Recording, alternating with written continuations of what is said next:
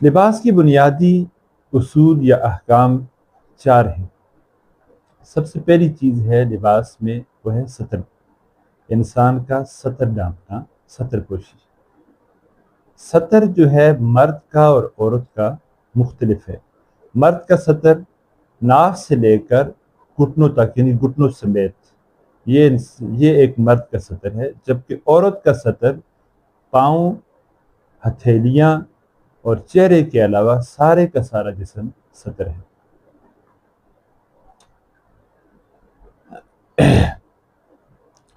دوسری چیز اس میں یہ ہے کہ مرد کے لیے کپڑا یا لباس اس میں ضروری ہے کہ اس کا پاجامہ اس کے پاؤں سے نیچے نہ ہو، یعنی کہ اس کے ٹخنوں سے نیچے نہ ہو، اور یہ رسول اللہ صلی اللہ علیہ وسلم نے برا جانا ہے، اور آپ نے فرمایا ما اسفل من الکعبین من الازار فی النار، پاجامہ کا جو حصہ ٹخنوں سے نیچے ہے وہ جہنم میں جائے گا۔ اسی طرح لباس میں بعض چیزیں مردوں کے لیے جائز ہیں اور بعض چیزیں مردوں کے لیے جائز نہیں ہیں، جیسے کہ سونا اور ریشم۔